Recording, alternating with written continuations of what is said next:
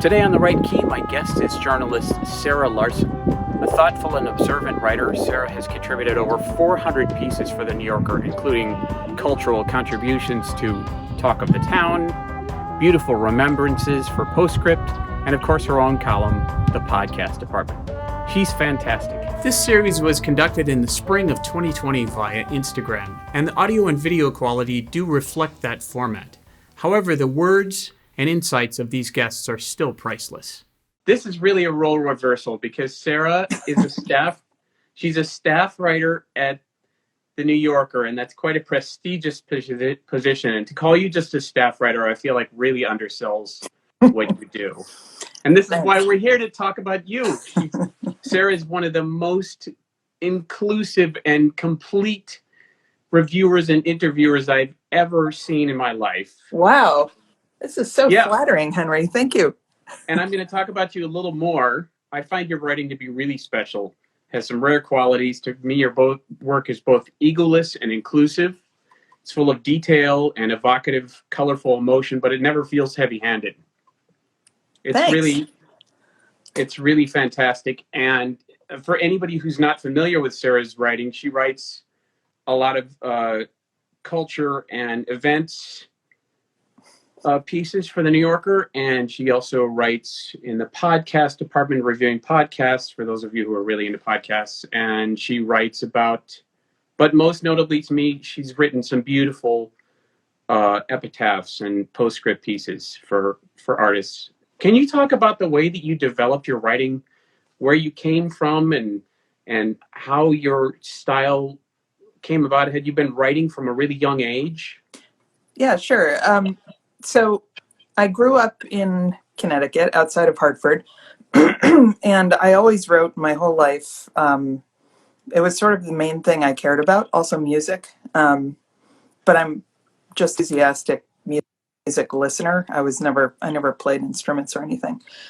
But I always wanted to write fiction, and that was where I focused. So I studied that in college, and I did a lot of fiction writing, and then I worked in day jobs in publishing for years.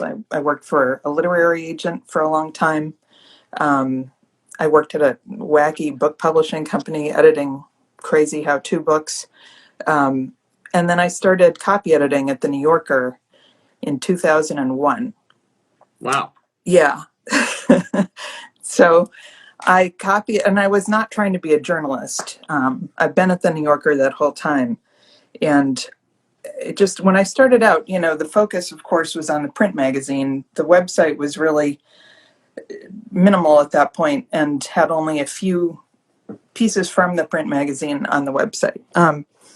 And so I wasn't even really thinking of trying to write for The New Yorker because people's roles were very confined then, and there were fewer places to do it. You could really only do it in the magazine. So it would have seemed audacious for a young copy editor, I thought, to, try to write Talk of the Towns or things like that. But I also just never tried to do that.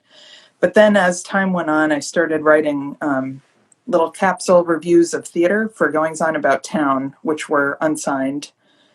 And then this is just a crazy story, and I've told it a million times, but this is really I love this story. I think you told me this story. It's how I became a writer. So Barry Manilow was doing a show on Broadway, and I was writing about it for Goings On About Town.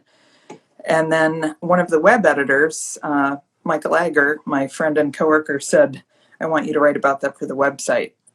So I just took all my lifetime of feelings about Barry Manilow and how my thoughts about his music and him had changed over time. And I went to this incredible, crazy show that he did, and it was so much fun. And I just wrote this sort of fun, you are there type piece for the web, as well as my little capsule review for Goings On, which we call GOAT at the magazine, by the way. So that piece was so much fun, and I just loved doing it, and my name was on it. And then, it was kind of surreal. It was like my boss, David Remnick, came up to my desk and was like, more. I was like, what? And then I got assigned to Talk of the Town, and then that was about Brian Ferry of Roxy Music and Beyond.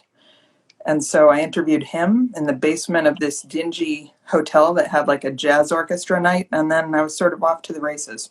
Oh, But at that time, web writing was expanding a lot, at the magazine. We were trying out new forms.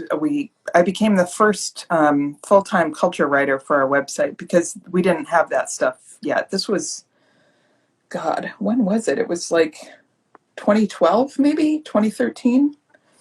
So it was a while ago. wow. So I just sort of went on from there.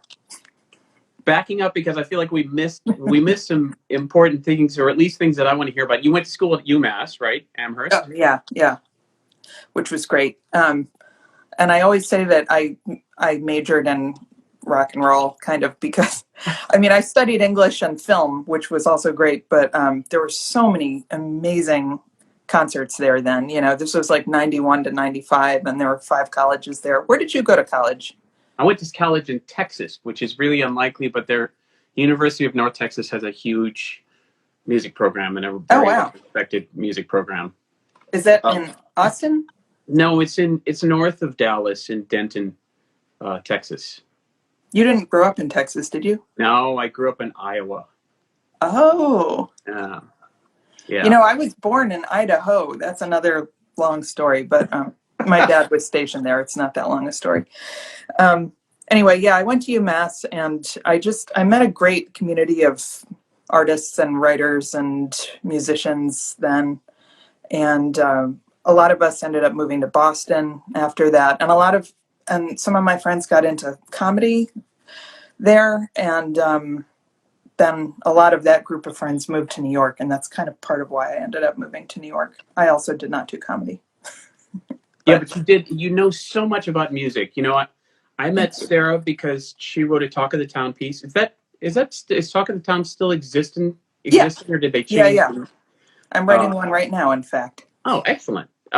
Because Sarah, when I was working on Lazarus, I got a call from the press people, and they said, somebody's going to interview you. And I said, okay, great, that's fine.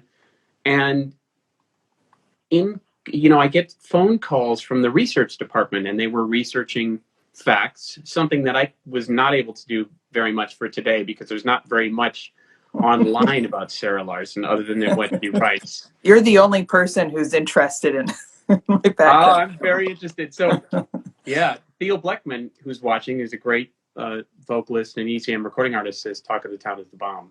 Well, that's Sarah Larson for you. So, but I got this call, and then Sarah Larson comes in and interviews me, and I thought you were so thorough, and we were spending all this time, and you had such an interest in the music and clearly a knowledge of the music. And then Thank you. I'm telling this meeting story because I want to talk about what we did next, where I said, okay, well, we were all business about this article, and the article came out, and it was really well written. And I said, let's get a drink because I wanted to find out more about how you knew so much about music. And we had a cocktail at a bar in the neighborhood because we're neighbors. We're neighbors. We don't live so far apart. And we had a cocktail at this bar, and we're listening to the music playing on the radio. And it wasn't brand new music. It was rock from the 70s and 80s. And you knew far more details about everything that was playing on the radio than I did. And I started to feel really embarrassed about my lack of music knowledge. Well, if you grow up outside of Hartford, you listen to a lot of classic rock on FM radio. So that's... But I think you're still underselling yourself.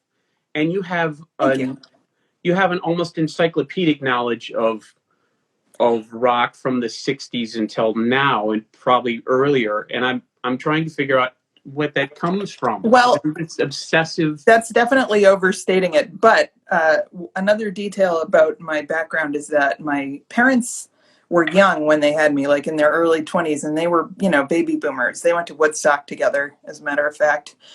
And, they listened to great music. And my dad would always, he would just my parents were divorced when I was really little. And when I would drive around with my dad in his beat up old Saab, and he'd play crazy college radio or just old classic rock. And he'd be like, oh, who's this? And he'd crank it way up. And I'd be like, The Who, or whatever. So, but I don't know. We just all loved that music. And my mother, was an amazing. She played the piano and she also played the harpsichord. Actually, she really loved music, classical and rock, and she used to belong to this thing called the Musical Heritage Society. It was sort of like the Book of the Month Club, and you would order like songs of the Old West pioneer days, and like, she was really into like John Renbourn and that sort of like madrigal revival of the 60s. She just was so interested in so many different kinds of music. Was that they would send you records, or they would send? Yeah, records. And then later cassettes, I think. Yeah. Yeah. But I just thought it was hilarious, all these crazy, obscure old things she listened to. And I was like, Mom, why do you have this? She's like, because I love it, So yeah, I would have then like put it on mixes when I was in college because I thought it was so funny and stuff. But yeah, my mom listened to a lot of great music. So, and my grandfather was really into Louis Armstrong and like had a bunch of signed albums. He would go see Louis Armstrong, like, and had a bunch of like Satchmo signed albums and stuff. Yeah. So I don't know. I guess it just runs in my family. But doesn't everybody love music? I mean, that seems like a normal state of affairs. You would think so, but I don't know that they love music, but they don't dig into the details quite like you have. And I think for somebody to be as knowledgeable as you are about music without being a musician is really rare and special. And certainly there's no question as to why that partnered with your writing style. You got that job immediately. Thank you. Well, I just love it so much. I mean, another time I ran into you was I had this hilarious talk of the town assignment to write about Kool and the Gang when they went into the the Songwriters Hall of Fame. Yeah. And I had to interview the band and their former lead singer separately because there'd been like, bad vibes. Yeah. And so then when I actually got to see the show and the induction ceremony, when they all played together, who was in the band for all the musicians? But you were like the band leader of, there's a rock. I'm not the band lead. Not of Kool and the Gang, but you were like in the band of, you were on stage that whole night. Just in the house band. But that actually reminds me of you talking about some stories about interesting situations with writing about artists, because you've written about just a wide variety of people, and some of them rather eccentric and some interesting. Can you tell any of these stories? You can redact names where you need to. Sure. You mean writing about musicians? Writing about musicians, writing about artists, having to meet up with people, delicacy, being delicate. And now I'm trying to think of, well, I had a great, I don't know, this isn't so crazy, but I had a great phone call with Joe Jackson, whose music I really love. And he had written this beautiful album a few years ago that was sort of, just great music by a person his age. And it's always so exciting to me when a musician you've loved all your life, is 60 or something and then puts out great music. Like Jay Mascis from Dinosaur Jr. is like as great now as he's ever been. And I saw them. I wrote about a Dinosaur Jr. show a couple of years ago. And it's just thrilling to see like his white hair, turning purple and green in the lights and stuff and just sounding amazing and as great as he ever did. And it makes you feel better about getting older, I guess. But I talked to Joe Jackson about that, and it was really fun, just sort of asking what it was like to, keep writing music into your, how you keep making music that's good, your whole life. And also how he writes songs. I love asking people just how they write songs because it's so mysterious to me. It's something I could never do. So that's a lot of fun. But I'm trying to think of funny stories. So, well, Brian Ferry, that was pretty funny. And Kool and the Gang. I don't know. It's such I've talked to so many people. Joan Jett. I don't know. John Lennon. What? Sean Lennon was so great. God, that was like a beautiful dream I had. One of the first albums I bought with my own money was Double Fantasy, John Lennon and Yoko Ono, his parents.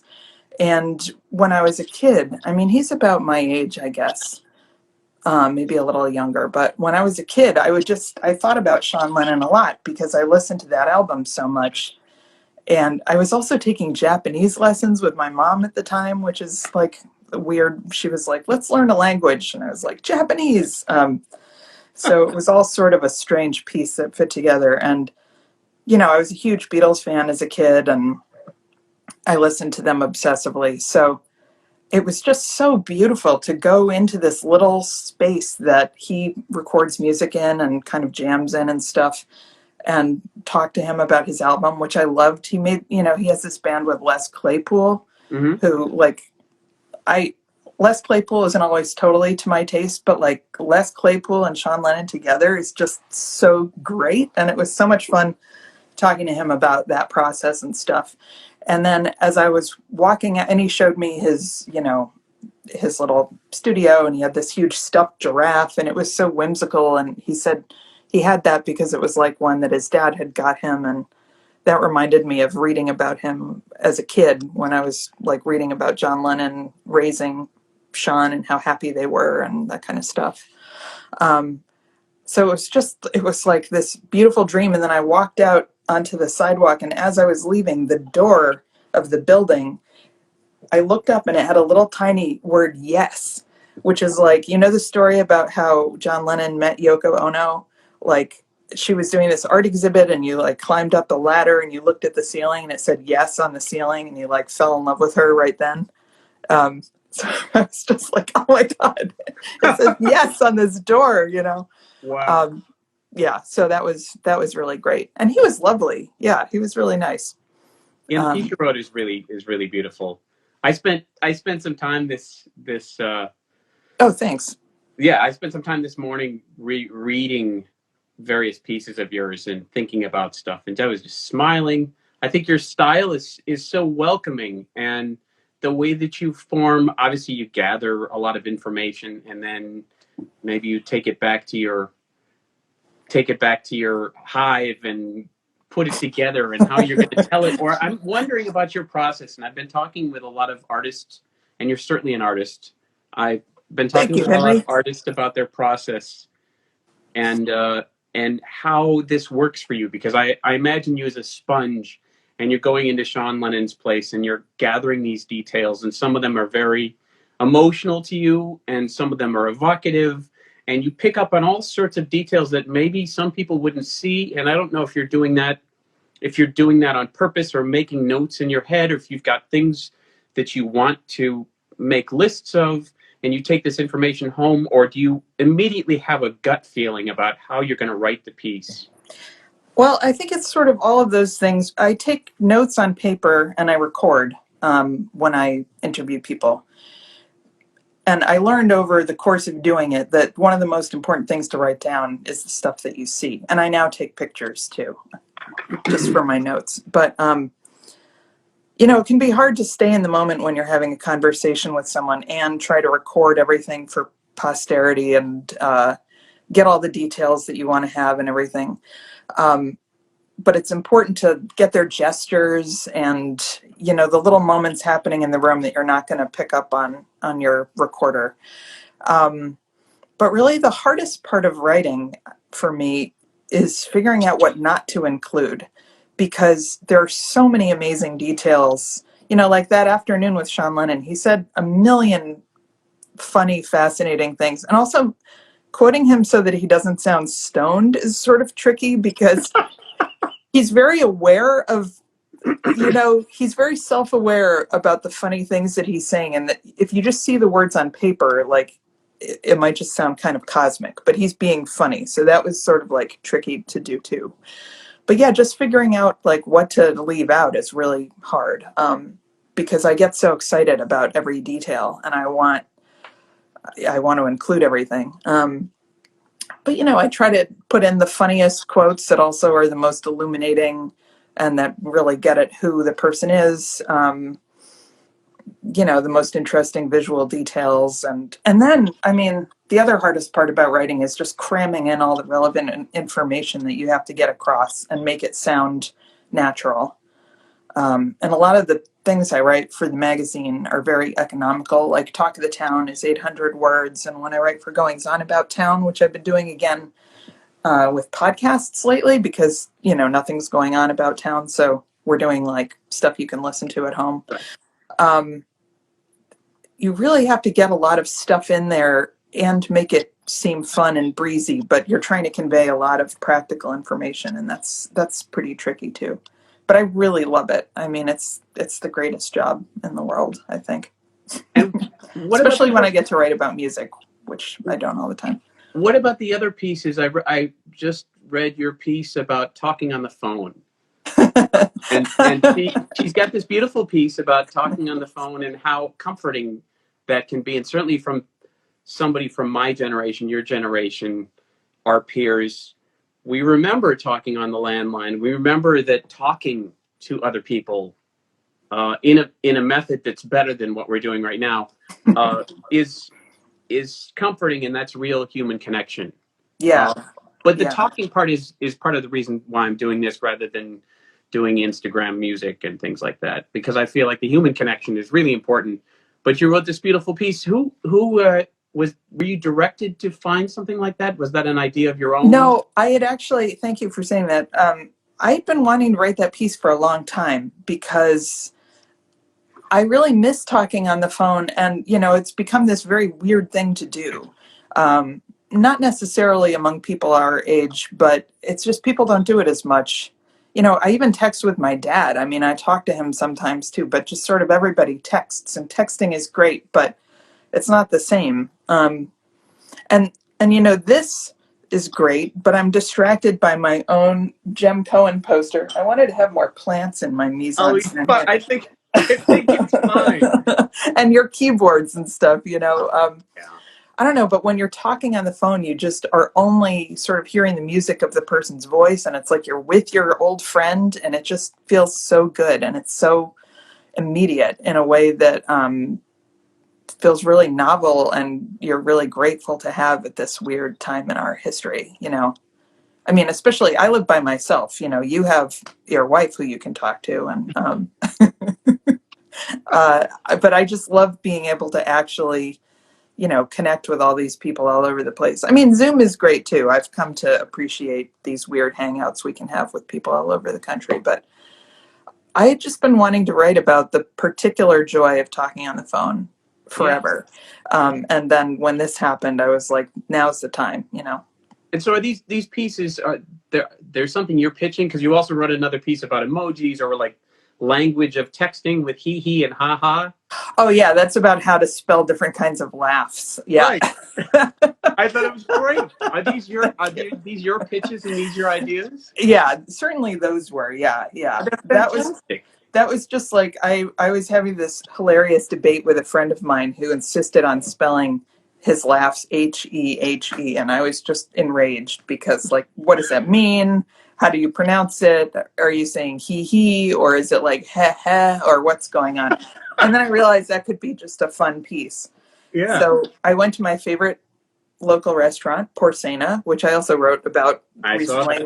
They had to close for a while. And I just sat, and sometimes I write longhand because that'll help, I mean, I don't know how you compose, but I think it helps to take away the digital part sometimes.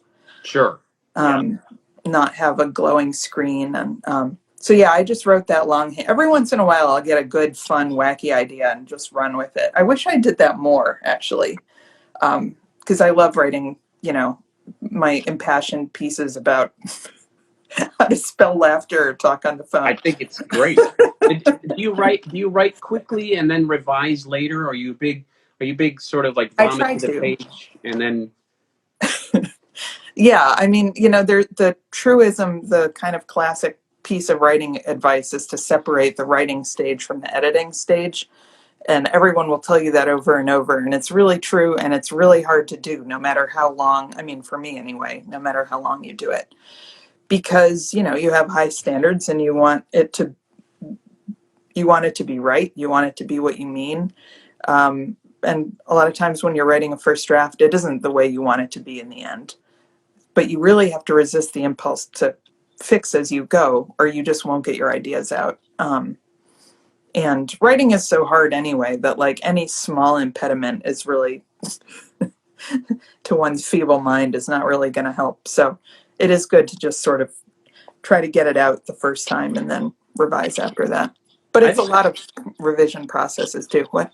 that's really good advice for musicians, because we talked about this before, and I spoke with Jim Beard about the compositional process and how there's a lot of self-hate that goes on Mm-hmm. for musicians. And when we write, we're often stopping ourselves and throwing actual or virtual pieces of paper on the floor.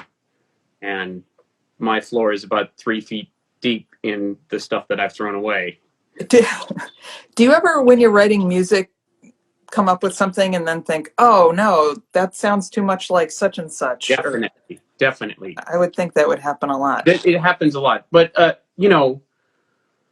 I think that your advice about separating, well, it's not your advice, but it's advice that you follow about separating writing and editing is something for musicians to take to heart. And I think that's great, just getting the idea down without stopping yourself, because Yeah. we hate ourselves. We really do.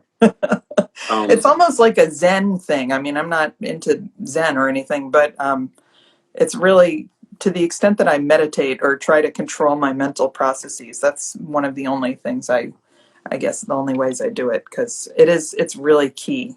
Yeah. If you're going to do anything original, you have to really, Yeah. get it unfiltered.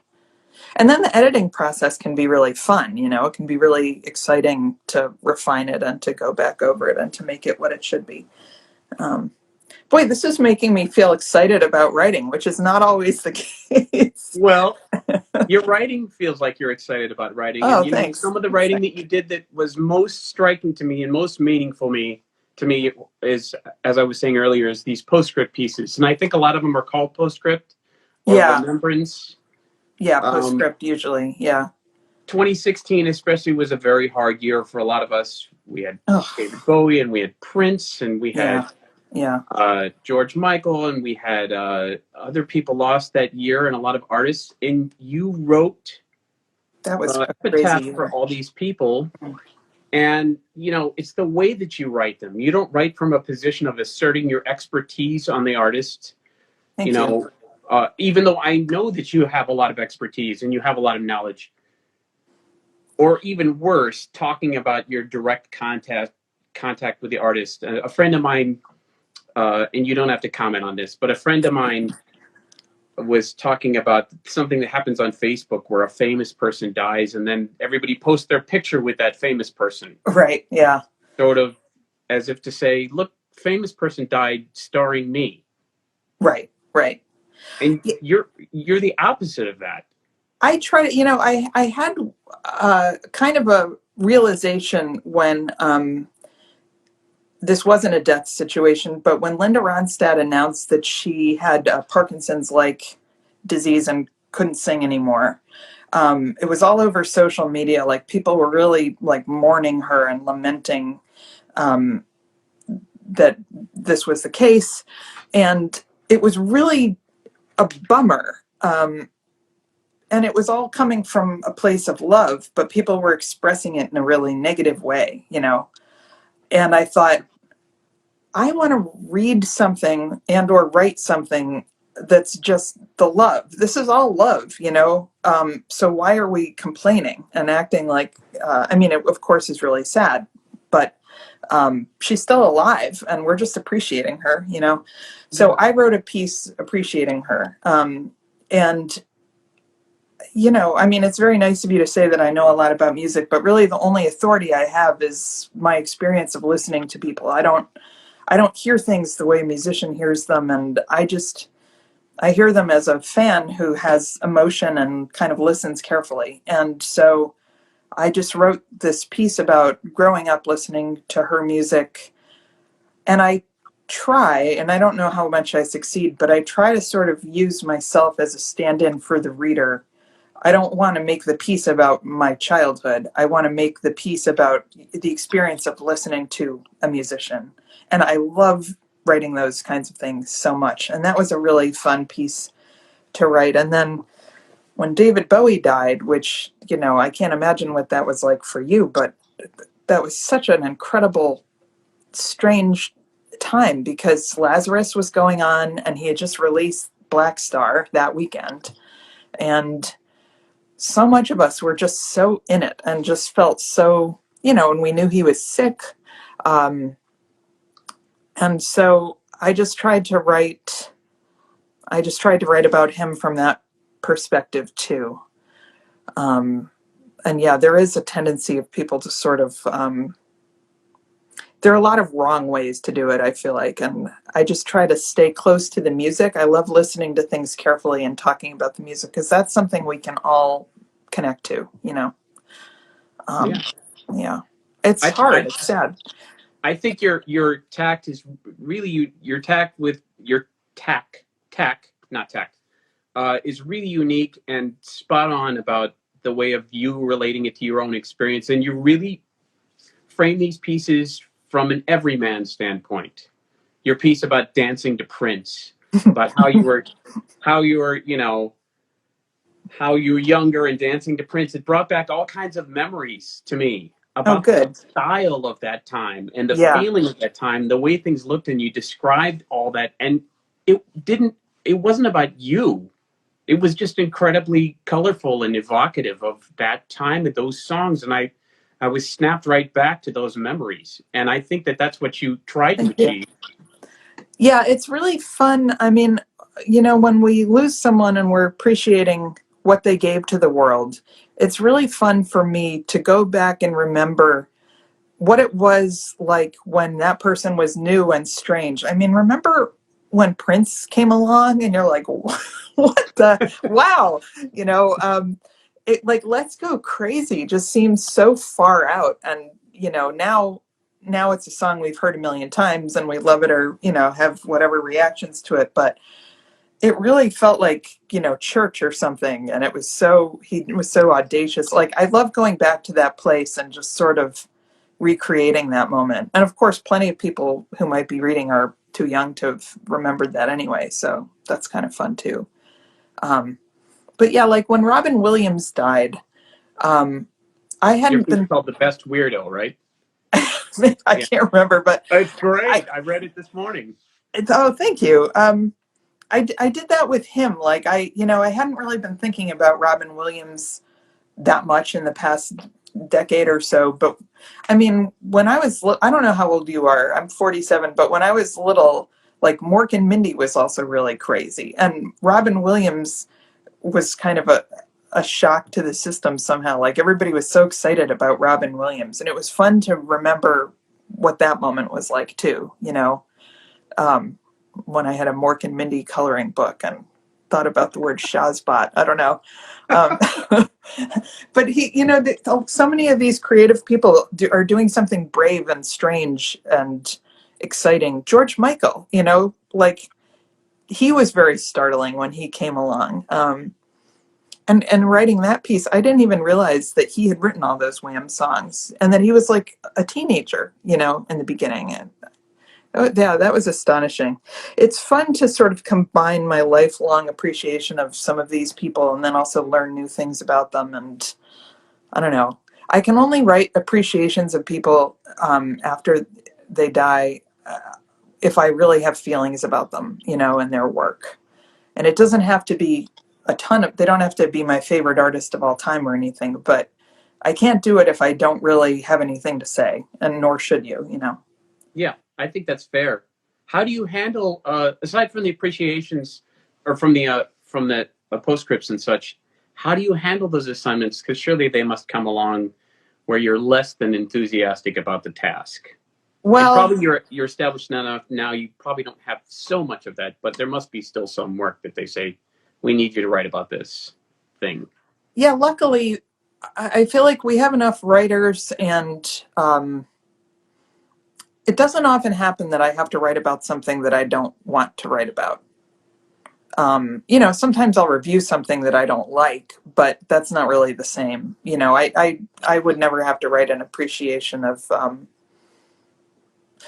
Every once in a while, someone will die who I don't feel like I knew enough about, and I feel bad because I wish I did, and that's tricky. There have been a couple people who have been sort of on the borderline who I've tried to write about from a very limited amount of knowledge, and then I just try to make it work. especially if no one else can do it or no one else is able or wants to. That can be really tricky, but I don't really have to do that so much. And I'm grateful. I mean, the New Yorker is a great place to write for so many reasons. And that's one of them. It's not like I'm an obituary writer who has the responsibility to take into account an entire life and deliver news to the public. It's those pieces that we do are usually more about a part of someone's life and work, or, they can take kind of a more fine-grained approach, which I'm grateful for. Are you listening to a lot of podcasts now? Yeah, I am. I mean, I always listen to a lot of podcasts. And the one thing I don't like about listening to a lot of podcasts is that I just love music so much. Like right now, I just don't want to not be listening to the new Fiona Apple album, or sometimes her earlier albums, because the new one makes me also want to listen to the other ones. And I just resent anything that stops me from doing that. But I do love podcasts, and I love being able to write about them. And I love that they're, in the magazine right now, even if they're short little pieces. And they deserve to be reviewed more widely than they often are. So yeah, I listen to a lot of. You don't really listen to podcasts in my memory. I think that people with drive time or train time regularly listen to podcasts, and that's not really me. And when I'm traveling, I'm listening to music or I'm sleeping. Right. So I guess I'm not really a podcast person. Maybe I should be. Everybody seems to love them. What do you do when you're doing the dishes? Try to zone out and not think about various things, or think about things. Well, try a podcast, Yeah, okay. Well, sometimes if you don't want to be stuck with your own thoughts, a podcast can replace them. Or it's like reading, That's smart advice. So I've talked about all these things that I wanted to talk about with you, and but now I want to ask if you do have designs on writing some fiction, because I would be happy to read it. Oh, thanks, Henry. I appreciate that. My fiction was always like memoir, and so I've been working on something about my mother, my late wonderful mother, for a long time, and I don't have a lot of time to work on it outside of the writing I do for work, but it means a lot to me, and I do hope to, I would really like to write a book that involves her, because she's a lot of fun. Great. So yeah, that's the dream. And then I thought, oh, maybe quarantine is the time, but I always have so much writing to do, Henry, and so many podcasts to listen to. So I know you've told me about various times when you're up late. I've got to finish this up, and you've got deadlines for the morning. And you're always up late too, I feel like. When you're good, they're going to want you to write about everything. So we're happy to have you around. I just purchased a many month subscription to the New Yorker. Oh, that's great. I've been reading piecemeal, and they're having a bunch of specials right now. So anybody who isn't reading the New Yorker should read it, because it's a good magazine, I've always said so. Yeah, the coronavirus stuff has been amazing too, actually. And one thing about the New Yorker, I started a couple weeks before 9/11, and so I've been there through many horrible global crises. And just reading the great New Yorker writers on those things is one of the few things that provides some comfort and sort of reassurance that there are thoughtful people. I don't know. I mean, I'm saying this as a reader. But I think you're exactly right. And I'd rather read about it than watch a newscast. I really don't. I don't watch any. Yeah, you don't have to hear the president's voice when you're reading the New Yorker.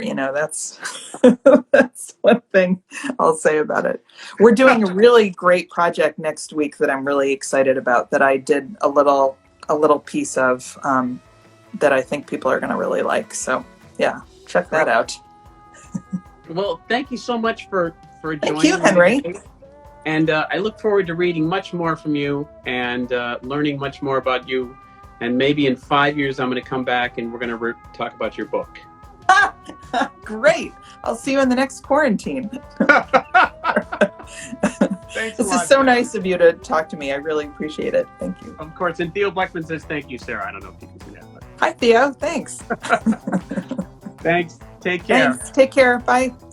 Thanks for joining me for this episode of The Right Key. If you enjoyed the episode, there's a lot more coming. Please click the subscribe and like buttons below. If you want to know more about me or our guests, you can find lots of information in the link just below the video. See you next time.